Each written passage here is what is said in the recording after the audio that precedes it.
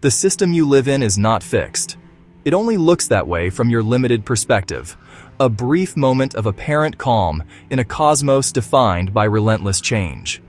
The single moon you see each night is not a permanent fixture, but a gravitational partner in a delicate, temporary dance. Introducing a second competing partner does not add to the system, it fundamentally breaks it. The first systems to feel this disruption are the pillars of civilization. Tectonic plates, the bedrock of our continents, begin to feel unprecedented stress.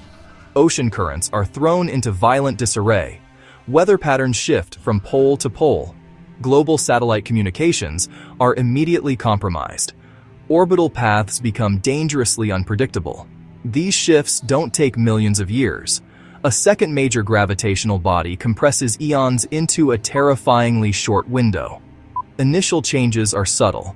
A slightly brighter night, a tide a few minutes off schedule, a minor tremor in an unusual place. Later changes are not subtle. They escalate in an unavoidable chain. Each consequence triggers the next. By the end, the world as we know it ceases to exist. A planet remains, but under far harsher, more volatile rules. In this initial scenario, the second moon is a near-perfect twin to our own Luna. Imagine an object with the same mass, diameter, and density. From Earth, the view would be breathtaking but deeply unnerving. The night is bathed in a light far brighter than any full moon. The very ground beneath your feet is now subject to two distinct tidal forces, pulling the Earth's crust in different directions. This isn't a gentle nudge, it's a constant planetary scale tug-of-war. The stress on tectonic plates immediately intensifies, priming the planet for an era of unprecedented seismic activity. The Earth is no longer in a stable two-body dance.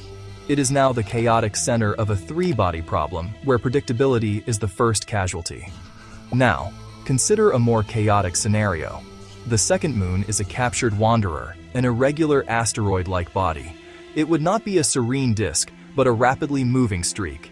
Its passage would be swift and unpredictable, a constant and unsettling reminder of cosmic instability. Instead of a constant pull, Phobos delivers a series of gravitational punches.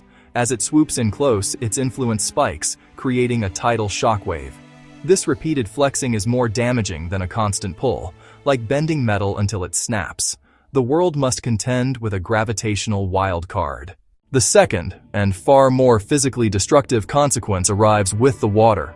When the two moons align, their gravitational forces combine, creating a supertide. Coastal areas now face surges of 15 to 20 meters, not as a rare storm event, but as a predictable, bi-weekly occurrence. This isn't a flood that can be cleaned up. It's a recurring demolition event that scours the coastline clean, forcing the largest mass migration in human history. The infrastructure of global trade collapses. The world's largest ports, the gateways for 90% of all goods, are obliterated. At low tide, massive container ships are left stranded. At high tide, they are tossed about like toys. The global supply chain ceases to exist. While the oceans churn, a slower but far more powerful consequence is taking hold. The planet's crust is being actively warped, bent back and forth on a scale it was never meant to endure. The result is a terrifying increase in the frequency and magnitude of earthquakes globally. Even regions previously considered geologically stable are rocked by violent tremors. This relentless geological torment triggers a global surge in volcanism. As the tectonic plates are warped and fractured, magma finds thousands of new pathways to the surface. The air itself becomes toxic in many regions. Infrastructure not destroyed by tides is now shattered by earthquakes. The act of building anything permanent becomes a fool's errand. The final initial consequence is the most subtle. The motion of the Earth itself is altered. The combined gravitational torque acts as a powerful brake on the planet's spin. As Earth spins slower, the Coriolis effect weakens. Large-scale circulation patterns, like the jet streams, shift and destabilize. Heat transfer from the equator to the poles becomes less efficient. GPS, which relies on perfect synchronization, needs constant, frantic recalibration. Eventually, the deviation is too rapid to correct. The system becomes useless. Satellite orbits themselves become unstable, crippling weather forecasting and global communications. The fundamental assumption of a stable 24-hour cycle is gone. The breakdown of oceanic stability and injection of volcanic ash creates a new climate defined by violent extremes. Weather no longer flows predictably.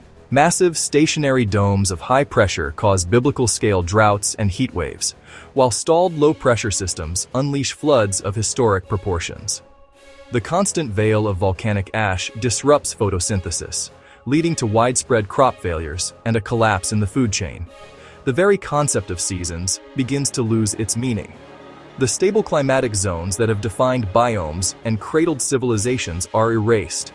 The cumulative impact triggers the largest mass extinction event since the dinosaurs.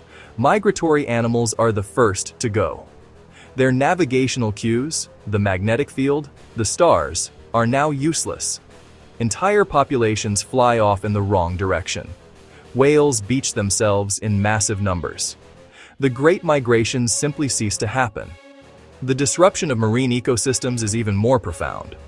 Coral reefs, the rainforests of the sea, are completely obliterated. The intricate web of life is torn to shreds.